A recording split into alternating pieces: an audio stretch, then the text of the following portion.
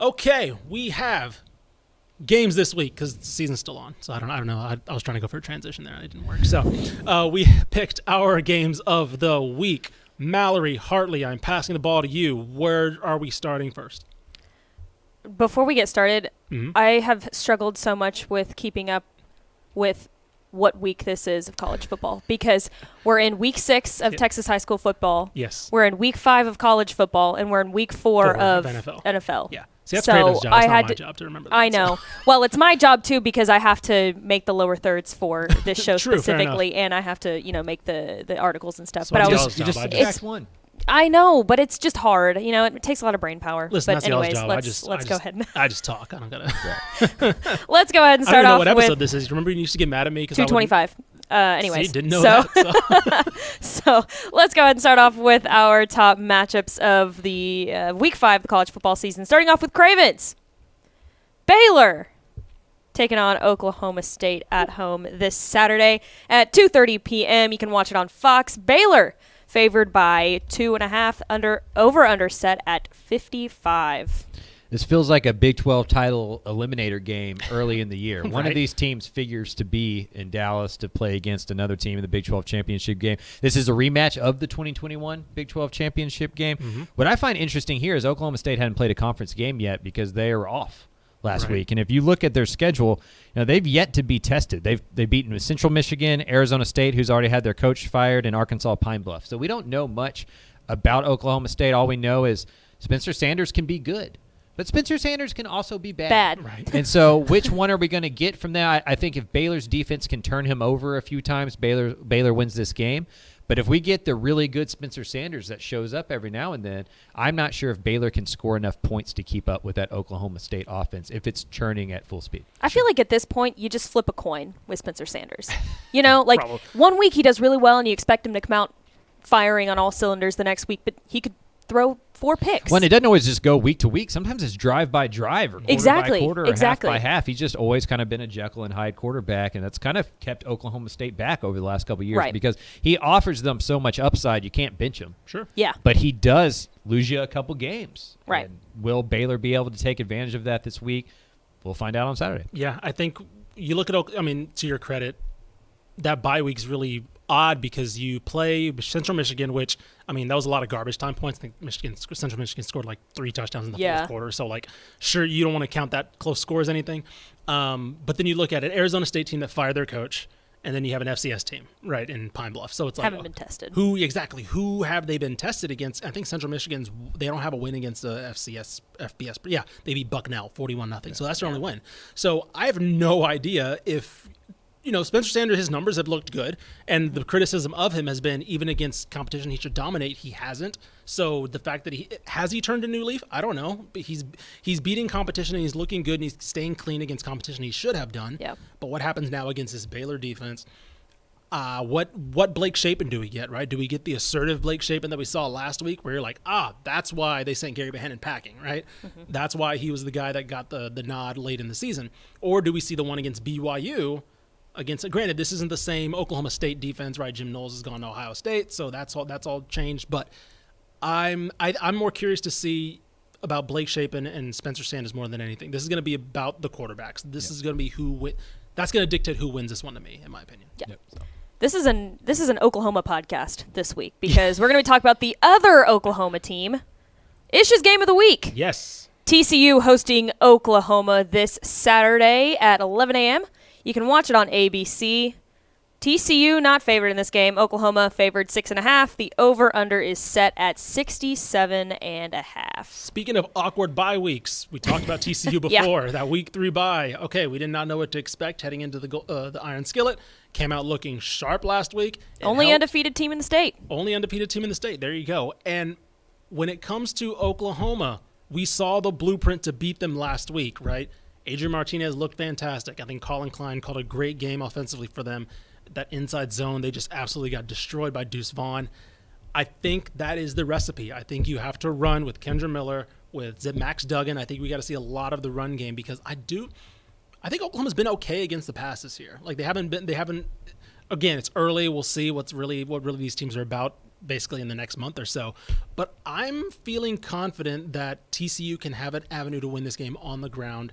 I think we've seen that Garrett Riley can call a very effective run game last week especially.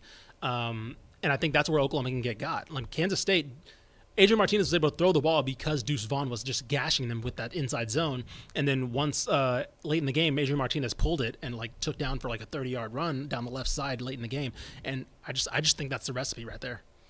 Yeah, this is going to be a pointsy game. I did the Yes. Craven Bets segment earlier with the Texas Football Today folks, and this was one of my bets, the over here, just because I think both offenses are going to have a lot of success. Dylan Gabriel's been excellent. He's been at Oklahoma. fantastic. Just yes. tremendous. Already 11 touchdown passes.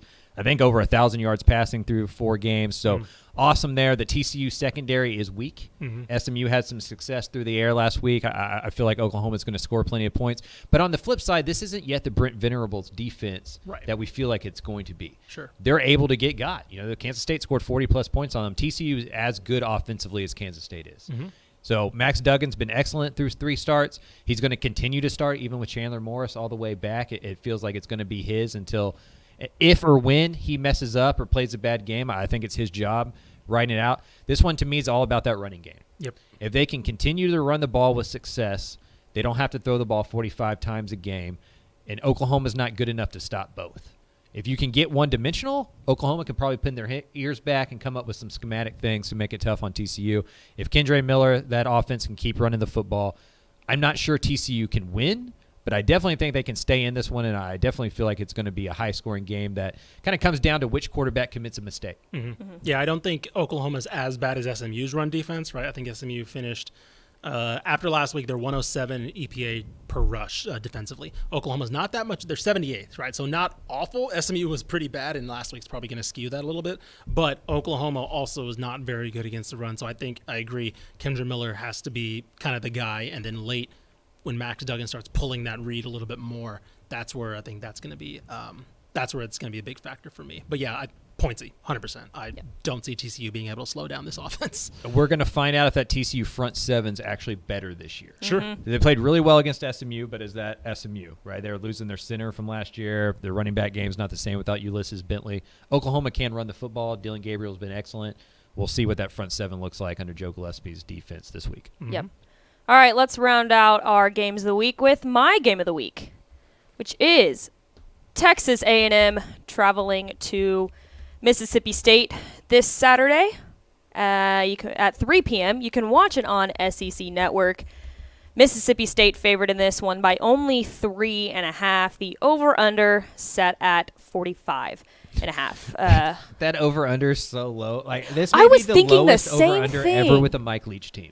I was just thinking the same thing. It's basically how much do you think Mike Leach can hold, like, can carry this? Right. total? Right, exactly. You know, offensively, we've already kind of talked about it. They got to figure out how to play without their leading receiver, Ananias Smith. Maybe need to rely on Devon Achane a little bit more. Defensively, I think this is going to be a huge test just versus last week, just because of how this offensive team likes to roll with Mike Leach in the air raid. I think that it's going to be pointsy. I think there's going to be a lot of yards, especially on Mississippi State's side. But, you know, a lot of yards, I think also Texas A&M they actually rank 6th in the nation when it comes to red zone defense. So that's going to be the kind of key to this game is, you can let up a lot of yards. You can let up, you can let them drive down the field a little bit, but it comes to those red zone stops for Texas A&M. How few points does Texas A&M need to hold Mississippi State to give them a chance to win? Like if Mississippi State scores 24 points, can A&M win this game? 24. Man, God. Because if you only need 24 points for Mike Leach, like write it down, like mark it 8. Right. This one's over. Right. And I just don't know if A&M can keep getting away with how they're winning football. Well, here's the thing. Do we think is A&M better than LSU right now? No. They're not as dangerous. Because they held Mississippi State to 16. Right. And that's kind of the barometer we got. Because the rest of them is Arizona, which can't stop anybody, Memphis, which, okay, fine, it's Power 5 versus G5, and then Bowling Green. Right. Those are the only other metrics. So, the closest one is LSU. So, let me put it this way. Defensively, is A&M better than LSU? Probably, yes. So, I'll give you, I think, I'm going to say 18. I really think 18 has to be the number they hold him to. Because Yeah. I think if they hit, I struggle to think who scores for them. If Devon A. Chain, now that That's they what know I was they going to load say. eight Can in the they box. can they even put points up on the board? They're going to need defensive touchdowns, special teams touchdowns Yes. to win this football game. How much can you rely on those? Sure. And so for me, it's just hard to figure out how A&M comes up with enough points, because that LSU game, LSU's defense, to Mallory's point, was really good at forcing field goals, kind of bend but don't break, gave up a decent amount of yards, coming up with some turnovers. You're going to need that. You're going to need another one of those defensive efforts. A&M is capable of that, but to bet on it 3 weeks in a row is hard to imagine in my book. Here's another thing that I'm just now seeing, and it's kind of a little stark. Obviously, we know the offense isn't that great. They haven't been put in great situations either. Mississippi State is a team that gives up good field position. Their defense more or less starts at the 30 every game. The problem is A&M does not typically. They're 105th in average starting field position offensively. Jeez. And then they're 93rd in early down EPA success, and then 106th in third down, fourth down success. Mississippi State is the team that can get got on early downs. They give up a lot of yards on first and second downs. A&M's just bad at getting yards on first and second down. Right. And so it sets up third and longs, all that stuff. Basically, a lot of their chain plays, their script plays, things like that just do not work. All of a sudden, 3rd and 10, 3rd and 9, I don't know, Evan Stewart, I guess. Somebody's throwing the ball to Evan Stewart. And by the way, speaking of him, he's somebody who's going to have, just like out of necessity, He's going to have to step up. he's yeah. going to have to be they're going to have to throw it to him more, right? I don't want to Yeah. say like he hasn't stepped up, because against Arkansas, he looked really good when they threw him the ball. But like, now they have to throw him the ball a lot more because they have no other player Right. there. He's got to be guy number one. Right. He's got to be guy number probably 1, 2, and He's got to 3 act at it. almost. Right. Donovan Green needs a big day out of the tight end position. True. Yeah. And he's they gotta been utilize better that the more. last couple of weeks. He's getting more and more opportunities. You're going to have to supplement those receptions. Not that they've been completing the ball left and right. I Right. think Max Johnson's averaging like 12 completions in 2 starts or something. So Donovan Green, another true freshman. Yeah. They're gonna need these young guys to step up sooner than they figured they would. But this is why you go recruit 1,000 5-stars. Sure. And so we're going to figure out how good that 2022 recruiting class really is Yep. quickly. Yep. Very much so. All right, let's move on to our lightning round. But now we're calling it the wide zone. Let's go. I don't love remember whose this. idea that was, but Nice. it was a Craven. good Yeah, it one. was Craven. Give I think it Craven was his credit. Craven. Yeah, it was. That's why I said I don't know whose idea it was, but Craven, congratulations. Thank you. You Thank have you. made up Thank the you, new Mallory. segment title. Up first, let's Career go. highlight for me. I'm gonna clip this for you. And I'll send it to you so you can have it. You can put it Send on your it to resume. my mom. You can Got credit on the translate, show today. transcript it or whatever. Hey, Put it Mom, on your look at me, I resume. made it. I could have thought of a cool title. Anyways, let's start off with the first game we have on this slate. Houston hosting Tulane this Friday at 6 p.m. You can watch it on ESPN. Houston only favored by 2.5. The over/under set at 54.5. This is gonna That's sound pretty crazy. good. I feel like if Houston wins this game, 9-3, 8-4, 10-2, still on the table, a trip to the American Conference Championship game, still right there in front of them. Yeah. I think so. They lose this game, 6-6 won't shock me. It feels like wheels fall off if they're 2-3 and just not off to a good start in the American. That's the only thing holding this ship together right now. Right. Is the idea of we can put the first 4 games to bed, we can still go win an American Conference that is wide open. Mm-hmm. However, you lose at home on a Friday night to Tulane, it's not so wide open anymore. And so this feels like a really important game for Houston, a really important game for the locker room. And after that Rice game, we saw Dana Holgorsen do a Mike Leachian thing. Yeah. And that is send a message through the media. Mm-hmm. Will his team respond to that? Because sometimes locker rooms do. Mm-hmm. Sometimes they go into a shell and they don't. And we're going to find out what the mental makeup of that Houston team is this week, because they have struggled. Even in wins, it took multiple overtimes to beat UTSA. It took a couple turnovers late to beat Rice by 7 points. Mm-hmm. This is not a great team so far. Can they turn the corner? Can they flip the switch? We're about to find out.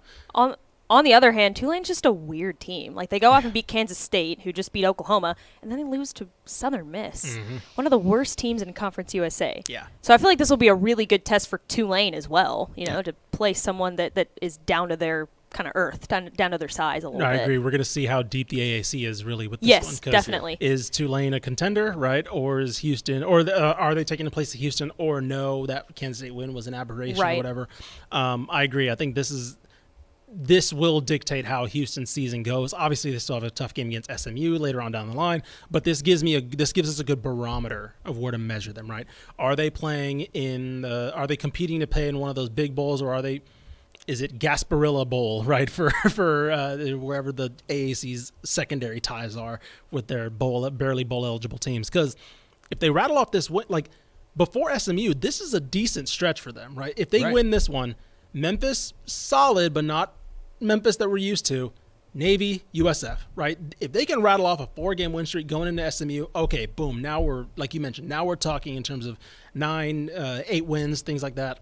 And it's not the season we envisioned, but it is still a very solid season for how you want to maybe kick off your last year in the G5. So, yeah, I don't know. I'm excited to see this, though, because Tulane, that win over Kansas State obviously looks way better now. Yeah. And after they beat Oklahoma. So I'm curious, was that defense something? Because I think Kansas State was held to under 4.5 yards a carry on 40 attempts on the ground. Like, they shut down the running game for Kansas State. So we'll see. Well, who steps in for Derek Parrish?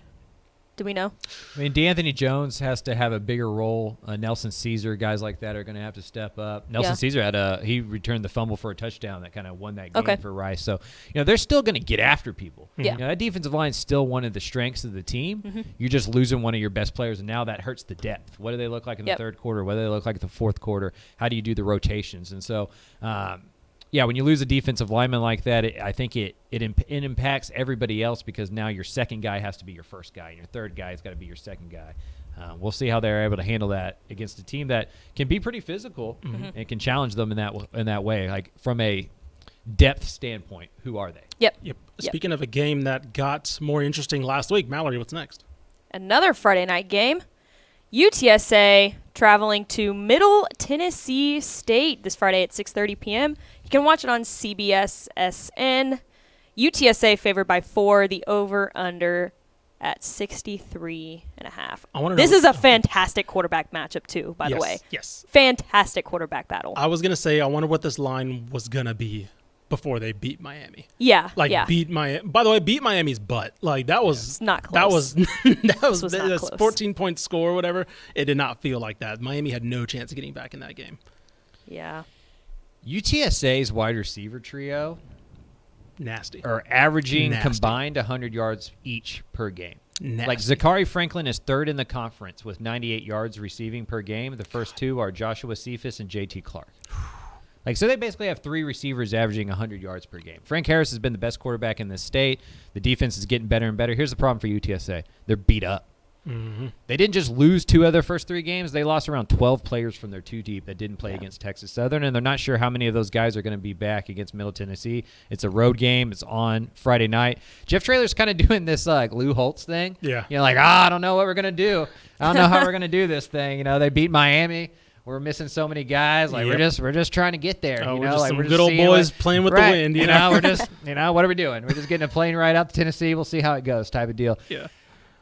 We'll see how much depth is there at UTSA because they're going to need it on the offensive line, defensive line, and that secondary is going to be tested. Middle Tennessee had, I think, 4 passes over 60 yards against Miami. Yeah. It was something insane like that. That quarterback is They're going to good. have to make them work for it because that's out of the realm for Middle Tennessee State. They hadn't had a 60-yard pass play since 2019, and then they had 4 of them against Miami. Is that just a weird aberration or is it not?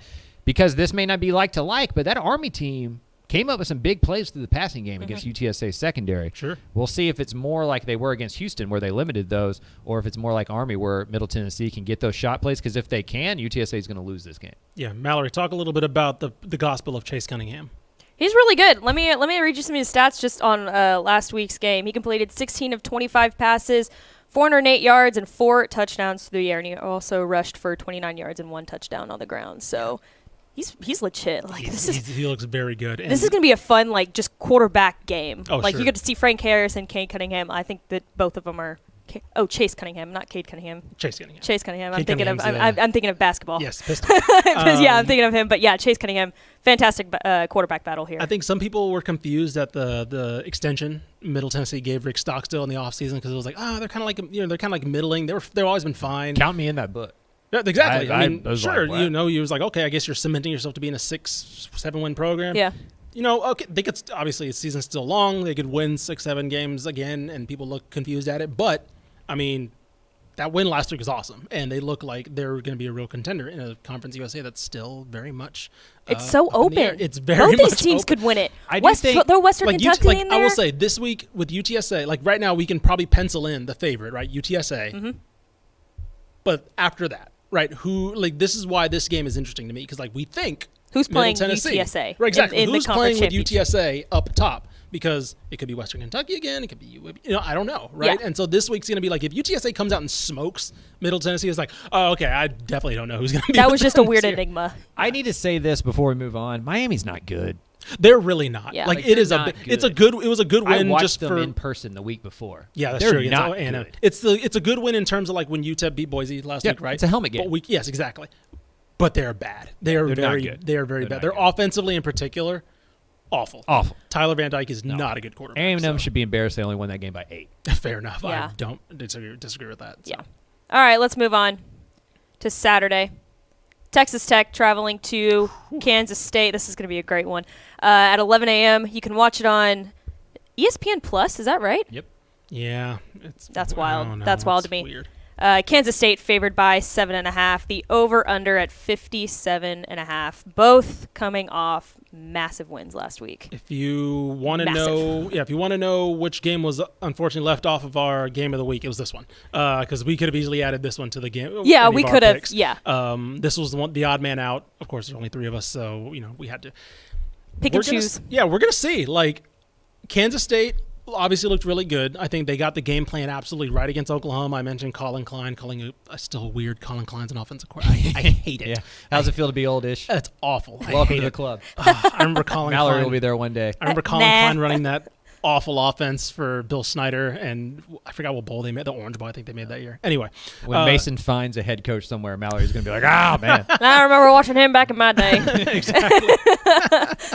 but he called a great game against Oklahoma, and I think I'm interested to see how that offense rolls into week 2, right? How Tech's defense game plans against that, Which has been better. exactly, which has been a lot better. And now, do they look at that Oklahoma game and say, all right, we knew Deuce Vaughn was, other than Bijan Robinson, the best running back probably in the Big 12. Now we see Adrian Martinez really kind of finding his groove in the Big 12 and at Kansas State. Okay, now we got something to worry about here, right? We got a dual threat offense. We got a guy in Colin Klein, who knows how to run the ball with a quarterback, right? That's what he did in college. I'm fascinated to see if Tech wins this game, then it starts getting a little louder, the hype for Tech, right? If they lose this game, okay, now it's another NC State, bring him back down to earth after last week's big win. If Texas Tech wins this game, the amount of national articles written about Joey McGuire are going to quadruple over the week. Like we're going to reread our magazine feature story 7 times over the next couple weeks if Joey keeps doing this. His post-game speech after Texas. Stuff of legends, He's man.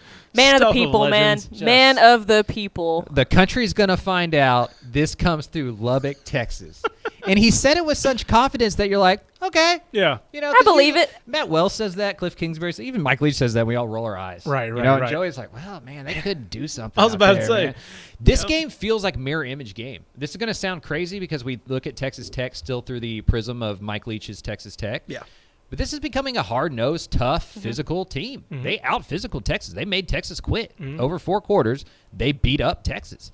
They outlasted them. They made the star running back fumble on his that. Right. That's a good football team. Now, the one time they've gone on the road this year, it hasn't been as good. Sure. So where will they be able to travel? How that will look? I think this is going to be a low-scoring, tight defensive game. I think it's going to look a lot like that North Carolina State game. Can Donovan Smith play clean? When Yes. Donovan Smith doesn't make mistakes with his arm, this Texas Tech team is hard to beat. If he throws a couple interceptions, Kansas State, they're gonna mush you. They're just gonna hammer you, and so you can't give them any free possessions. For me, this comes down to which Donovan Smith do we get? I think if you're Texas Tech too, you've got to win this one to keep the hype rolling. Because if you're a Tech fan and you see last week's game, you're going to be like, okay, we're a good team. But if you go out and just completely blow it, which we've seen Tech do, they're susceptible to at least one blowout a year, right? I mean, we talked about it in the office. If this is that one, does the hype kind of start to go away a little bit?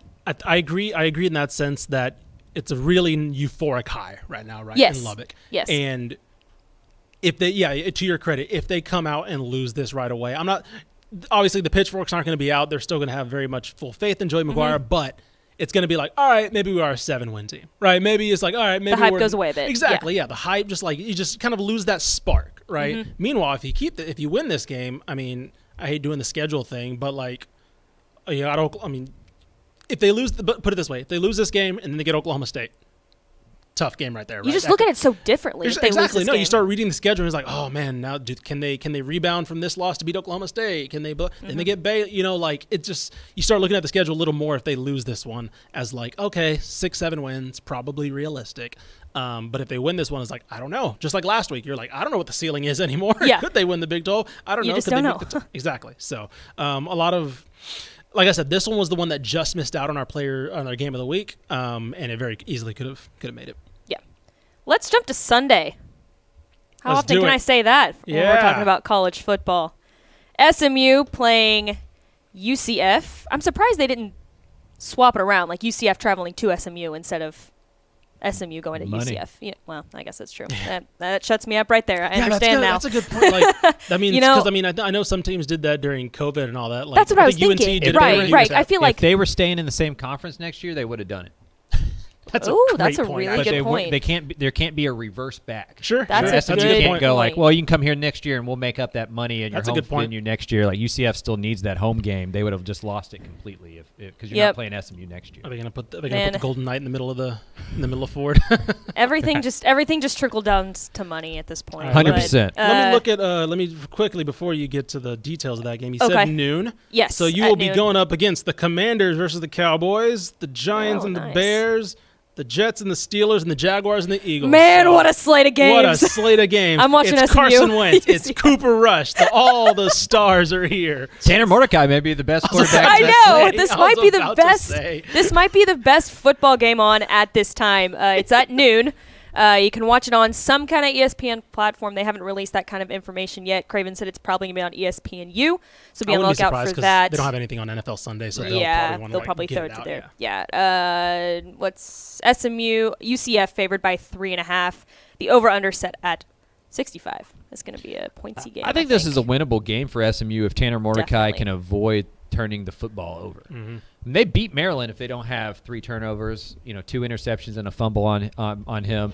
That TCU game, like Mallory and I were at it, and it never felt that close. But you look at the clock, and it's the fourth quarter. SMU has the ball, and it's a 1-possession game. Right. It felt like a game controlled by TCU until you looked at the score. Right. Yeah. And right. so, SMU's right there. Yeah. Now, they need to figure out how to run the football because it feels like it's been Tanner Mordecai or bust. But the thing that gave me some hope last week is it had been Rashee Rice versus everybody in the passing game. But Jake Bailey is healthy, and he emerged as a Looked secondary great. option. That SMU passing attack is only going to get better and better. The defensive line was excellent. Yeah. I think they had 4, 5, 6 sacks against Max Duggan and against TCU. But the secondary is a problem. When they did not get home to Max Duggan had whatever he wanted. We had the vantage point. I mean, there's like 4 wide receivers open on every single play. That can't get fixed in a week. Sure. And so this is a boomer bust SMU team where it's like we either get to the quarterback or we give up points. On the road, that's a little bit harder to do. And for me, it is just going to come down to turnovers and mistakes. A Sunday game can be weird. How do the players adjust to that weirdness? Because we're all creatures of habit. Sure. But it's especially true for football teams. Like football teams are creatures of habit. You do the same thing on Monday, Tuesday, Wednesday, Thursday, Friday. This changes the whole routine. Who handles that better? To their credit, they're playing a UCF team that does not look as dominant under Gus Malzahn as maybe people thought. Maybe basing them off of the Scott Frost, Josh Heupel teams. Right. They're not very good through the air because, of course, Gus Malzahn, typically that's what he wants to do. Option A and B is run the ball first. So this might be the right team to match up against. They have not looked the cleanest. They beat a bad Georgia Tech team 27-10, kind of unconvincingly, really. I think they needed 10 points in the fourth quarter to kind of put that one away. John Reese Plumlee's not been great throwing the ball. I think he had 43 passing yards in that game against, again, a bad Georgia Tech team. He threw for over 300 against Florida Atlantic, but Florida Atlantic is kind of looking also pretty bad too.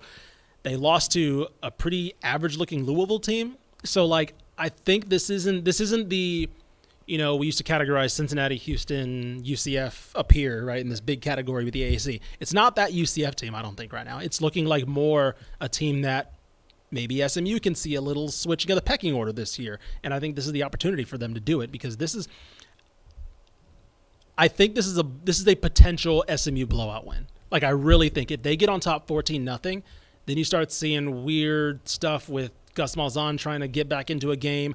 I don't know if I trust that defense to be able to slow SMU down to where, like, oh yeah, they can, UCF can rattle off 20 unanswered or something like that. And so I feel like if they jump on them early, I really like this as a sneaky blowout potential game for SMU. And there won't be any surprises on Saturday, because as much as we talked about the Rhett Lashley-Sonny Dykes relationship, Rhett Lashley has an even bigger one with Gus Malzahn. Sure. Gus Malzahn is Rhett Lashley's coaching dad. Yes. Like they were on the same staff for like the first 12 years of Rhett Lashley's career. And so they're going to know each other really well. They're going to know each other's offenses really well. We'll see who kind of benefits from that knowledge. Sure. Let's jump back to Saturday. Texas hosting West Virginia at 6:30 p.m. You can watch it on FS1. Texas favored by 9. Over-under set at 62. The big question, do we see Quinn Ewers back? Of course, Steve Sarkisian's rolled out the dog and pony show of suiting him out, having him work out, then not play. I think he was more – I think that reason was – I think he was about – if I had to presume, this is me not reporting, this is me speculating, I think he was like 60, 70%.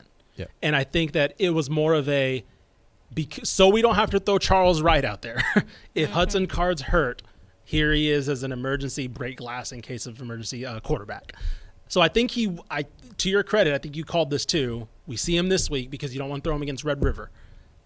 Obviously, it's not confirmed yet, but I think if we do see him, we'll see him this week, because like I said, he's not going to throw him against Oklahoma and say, have fun, kid, And I don't think he starts either. I was going to say, we're probably going to see 2 quarterbacks, because this West Virginia team is bad. I think they mix in Quinn Ewers for a couple series. Sure. Yeah. Just to kind of give him, maybe the third series of the first quarter or something. Just see how he is, and then maybe you just let him keep playing. Sure. If Hudson Card's hot, maybe just let him keep going as well.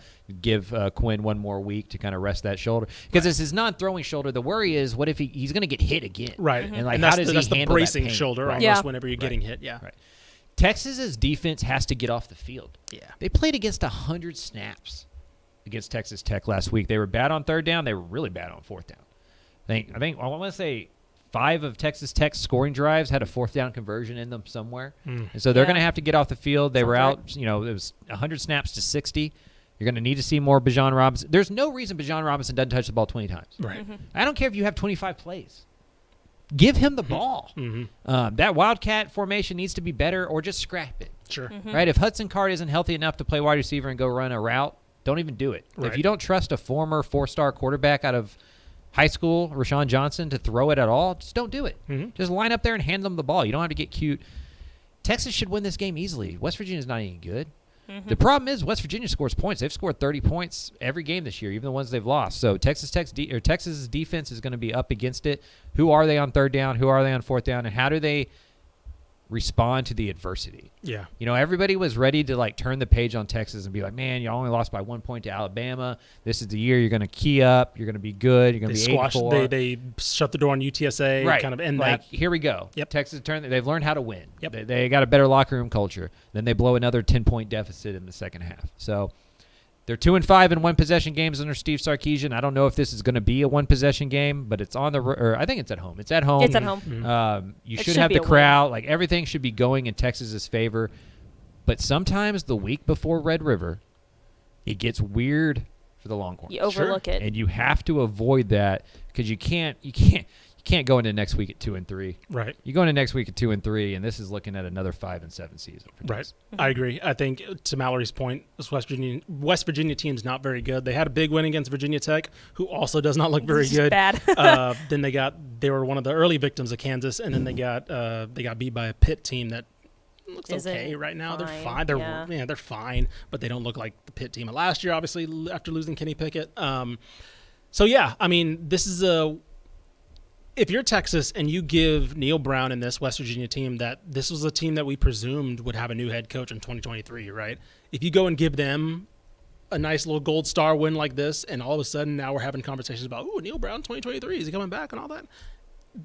Like you mentioned, that just spells disaster. Yeah. I don't think it'll happen. I trust this offense. I trust the way they've been playing. Defensively, I don't think West Virginia is good enough to keep drives down the field and make them really tired the way Tech did. I don't think they have the playmakers to do that. So I feel comfortable about this one. I think there was the right opponent before Oklahoma. Yeah. We'll see. But like you mentioned, weird things happen before Red River. Yep. If you're a fan of football in Denton, Texas, you might want to watch this game just to get a peek of that offense. I'm just going to leave that. There. Yay. All right, let's talk about America's team. Rice hosting UAB this Saturday at 6:30 p.m. I just caught on to that. On ESPN Plus. UAB favored by 10. That's all right. Still America's team. Over/under set at 51.5. Hoot. I'm calling it now, Rice. Let's like get as it, a man. win or just to cover? I was about to say. Let's not go crazy. Just to cover here. All right. Let's not go crazy. We were talking earlier about who's the biggest challenger to UTSA in Conference USA. To me, it's UAB until proven otherwise. I know Western Kentucky's played really well. Their quarterback looks great. They're playing an excellent offense. But UAB is still that team that's usually the physical bully of Conference USA. But Rice beat them last year on the road. This was the big win for Rice. Rice is always gets that one big win a year, even when they stink. They usually get that one win they're not supposed to. Was this year's Louisiana, or was that Louisiana win just like indicative of how good the Owls are this year? Right. If TJ McMahon can keep it to one interception or under, the Owls have a chance to pull this upset. Yeah. If he throws 2 or more interceptions, I feel like UAB just out-bullies them and out-Rices them to a victory because this is a Rice team facing a better version of itself. I was about to say, Bryant Benson's done a great job for Bill Clark since taking over. Obviously, that was kind of a unexpected retirement from Bill Clark. And it was like, oh, man, what happens with UAB? It turns out they're probably still fine. He built something pretty lasting there. They got a great win over Georgia Southern, who was looking like a pretty good Sun Belt team. Still think they're going to be pretty good this year. They got a really convincing win there. Yeah, Rice is going to have to speaking of getting off the field, I think Rice is going to have to get off the field because UAB is running the ball excellently. I think they had over 230 on the ground last week against, let me see if I have it right here. They had 2 weeks ago against Georgia Southern. Yeah, they had a bye week last week. Dwayne McBride had, there you go. Dwayne McBride had 223 yards on 28 carries, 8 yards a carry, 4 touchdowns against a good Georgia Southern team. Yeah. So, speaking of Rice, we're going to see how physical and how tough that Rice defense is because they get Houston. And now you get a hard-nosed team like UAB, who's willing, like you mentioned, is a souped-up version of yourself, right? You look at that and you say goals when if you're Rice, right? And we're gonna see, do they have the fortitude? I think they do. I think we've seen a lot of mental maturity from this Rice team this year. Now it's like, okay. And also, I think if you're Rice, you want to see some of these games go the other way, right? Like it's cool to look cool against Houston, right? It's cool to beat Louisiana, but now it's like, okay, you don't want a lot of those hard-nosed games to all be losses, right? You want to eventually see the wheel start to turn and see that kind of manifest in terms of results. So this is a good opportunity to. If they do this, throw Conference USA out the window. Hold on to the UTSA, but throw the rest of Conference USA out the exactly, window like we were talking about before. Yeah. Right. All right. My condolences before we get to this game. Oh, why? Oh, Jesus. All right. Texas State traveling to one of the best teams in America right now, G5 teams, James Madison, this Saturday at 12:30 p.m.-ish. You can, in fact, watch this game on ESPN Plus if you ever so wish to. I will unfortunately be watching this game. James Madison's favored by 22.5. They're so good. The over-under set it. The only 52, solace I can take from this game is that James Madison is exempt from the Sun Belt Championship game because they are a transition team. You're like, this doesn't count. Yeah. Well, it counts against Texas State, unfortunately. But this team's good, man. This team's really – they spanked Middle Tennessee in their first game as an FBS program. They, beat Norfolk State, another FCS program. And then they beat App State last week after App State had one of their biggest wins ever against Texas A&M. They are scary, and I hate it. I hate it. I don't have much for this one. This is just one of those, like – I mean, I guess you just try to keep it close. I don't even know. Like, at least maybe try and cover, James Madison if you're Texas is the State. number one rushing defense per EPA. Right. They're the number 6 defense in terms of echo rate. They're the number 28 defense in terms of passing. I mean, they're so good. They're number 1 in terms of third and fourth down success against 18%. Yep. Okay. I think I'd take James Madison win the American. Yeah. Right now, I mean, probably. right now. I mean, they'd win any G5 Conference USA, probably. Conference USA, they'd run away with the thing, lap the field. Like, they're the best G5 team in the country right now. Yeah. They're definitely playing like it. It's awful. And so for Texas State, this is you just got to hope for some good stuff early and see how it goes. I was going to say, if you're a Texas State fan, what can you look for in a Texas State team to maybe get excited about, or what do you want to see at least happen? If I you're think it's a like Texas State UTSA fan? versus Texas in the first half. Sure. Be creative, close, be aggressive, go out and play some football. And, you're going to lose in the second half because they're more talented and deeper. That's fine. That's the kind of stuff happens. But go try to win this game. Yes. Don't just walk in there and be like, well, we're about to lose by 40 points. Here we go. I'll relate this back to Texas programs and things like that. Look, I think James Madison is the perfect blueprint and in similar fashion to Georgia Southern, to Appalachian State, to teams like that, as opposed to teams like maybe an Old Dominion or a UMass that make the jump up. The reason why this relates is because obviously Sam Houston's moving up next year. You have the infrastructure. You have success. You have the ability and the resources to say, okay, now we're moving up, right? Yep. Now we're comfortable to say, like, you're not making some leap of faith and hoping it comes together and try to fix the plane as it's going through the air, Texas State. You're actually building something and have something solidified and then taking that up to the next level. Like James Madison's doing. They're one of the best teams in the last decade in FCS. And they're like, yeah, sure, we can go up. And sure enough, they're kicking butt. So, yeah, there's not much else to say about this one. By the way, Craven, do you watch Game of Thrones at all? Kind of. I'm behind. You're behind? Like the new one? Yeah. Yeah, I've only seen the first episode. Okay, you're not going to catch up this weekend, are you? No. Speaking of games that you're not going to watch this weekend, Mallory, what's next? I actually had a better one that you were I enjoy y'all's banter, and I enjoy that I'm above it because UTSA is good. Go Are on, you Mallory. done? I was going to say moving all the way down to the bottom of the power pole. But if you want that one too. I do it than if you do it because it's not as much fun as when you self harm. So Yeah, I know. Man, this is great. North Texas hosting FAU. A game I will be at, by the way. Not covering it. This Saturday at 3 p.m. If you want to watch it, it's on ESPN Plus. FAU favored by 3. Hopefully we'll see a close game. Over under set at 67.5. If you're Austin Ani, if you're UNT offense in general, just protect the ball, please. Protect the ball. You can be competitive. We saw them be competitive against a pretty good Memphis team, but those dang mistakes, man, those turnovers, they're killers with this team. North Texas is going to win this game. FAU is not very good. I was going to say they're not very good. Yeah, this is in Denton. They're not going to have 2 offensive turnovers returned for touchdowns. I was going to make a crowd doesn't joke. happen. Well, empty stadiums are hard to play for. Ask the U.S. men's national team. Bam! Thank you. Go! Thank We're you. here, baby. I think North Texas wins this game. I think the running game is going to get better. I think the defense. I think playing gotta see a Conference balanced USA is attack. the medicine the Mean Green need. Yeah. Sure, yeah. And Seth Luttrell's team, we can talk about North Texas under Seth Luttrell and what it means and all that kind of stuff. That's You guys probably get in a Conference USA. topic for different. When they're back up against the wall and everybody's jumped off the believe train, that's when they play their best football. And that's what's happened right now for North Texas. I think they play an inspired brand of football, and they beat an FAU team that's not very good at home. They're definitely not very good on the road. And so I think this is going to be a bounce-back game for North Texas, which will be frustrating because it's just this is the North Texas experience. Yep. It's a yo-yo. And Uh-huh. I think this is going to be Yeah. another one of those kind of things where it's like, oh, that's what it could be, but it's not on a consistent basis. Yeah. Right. Another nugget thrown to North Texas. FAU's coming off a very, very competitive, close loss to Purdue. Mm-hmm. They're tired. Sure. They're beat up. They're traveling to North Texas. They're traveling to Denton. So that may be another nugget thrown in North Texas' way that they need to capitalize Sure. on. And it's been a distracting week for FAU with that hurricane coming in True, and all that true, kind of stuff. true. Like, how do you handle all that kind of stuff? What your family situations are like. It can get weird in those things. Yeah. The one thing I don't think FAU is very good. I think UNT probably wins this game.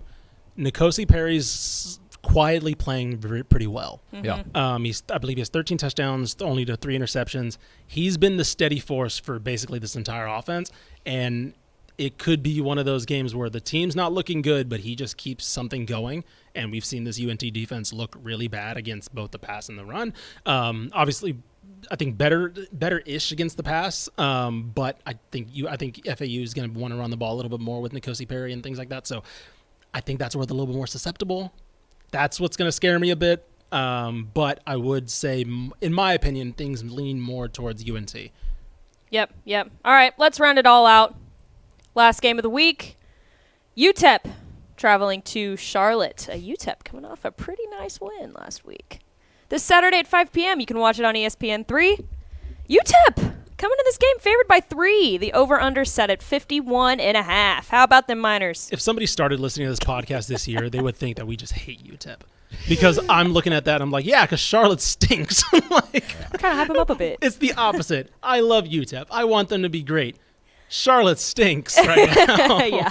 Will Healy is not. It's unfortunate that it's kind of gone this way because he was one of the top young coaches in the league, and now, to UTEP's credit, to UTEP's benefit, they don't look very good right now. So, yeah, I think UTEP's probably going to win this one, and they're going to get a little win streak going.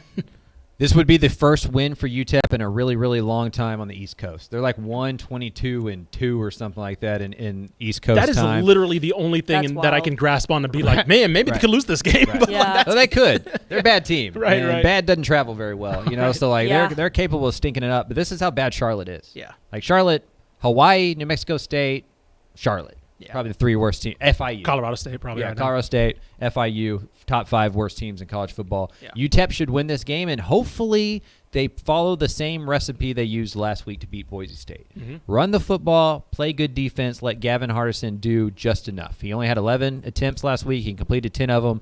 They didn't go vertical all that much. Use the short passing game, use the running game, set that stuff up. Don't allow Charlotte any confidence. Right. Go control this game early on, establish the line of scrimmage on both sides of the football, and go beat a bad team. Do what you're supposed to do. That's the thing for a team like UTEP. You can go upset a Boise State when they're overlooking you and nobody's paying attention. Can you go do and win the games you're supposed to? They did that last year. That's why they got to a bowl game. Sure. Can they do it again? Yeah. And they could be 3-3 after this week, and everything's okay. I was about to say, yeah, if they win this one, all of a sudden, ship's not back completely fixed and all that, but it's like, okay, cool. The bowl's still there. To Yep. UTEP's credit, you mentioned it. It's not trying to do too much crazy stuff with Gavin Hardison. Charlotte's defense is very bad. 127th against the run, 114th against the pass.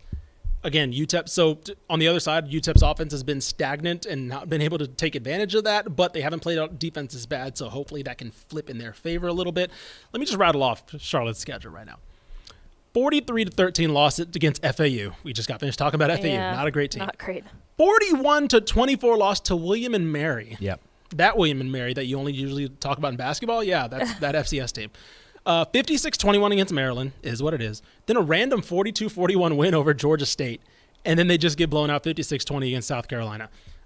They're not good. UTEP has looked better than that, right? I'm not going to go out here and say, yeah, 41-24, UTEP would definitely lose to William and Mary. No, they wouldn't. They wouldn't lose to William and Mary. So, UTEP, please, please don't let this happen because we still believe in you. We still believe a bowl is possible, especially if you get this.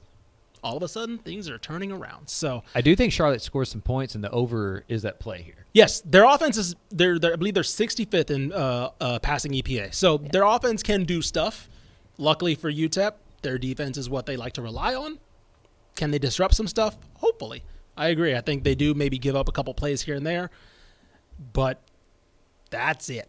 That's probably all I can say good about Charlotte in this one. So hopefully we see another kind of thoroughly controlled game from UTEP. If this game is, let's put it this way, I hope this game is boring. Because this game's boring, UTEP's winning. Because they're going to sit on this game, they're going to not let them do anything, and you're just going to be like, cool, dub, awesome. The defense is doing their job like they're supposed to. The offense is not going to be explosive, but they don't need to be to win this game. So Just don't turn the ball over. exactly. Yep. Don't turn the ball over. Have another Boise State. Do it. All right, there you go, guys. This is our Week 5 college football preview. Week 5 it is, right? Yep. It is Week 5? Yep. I'm still unsure. I'm still unsure, but there Have you go. some confidence, Mallory. Come on. All right. There we go.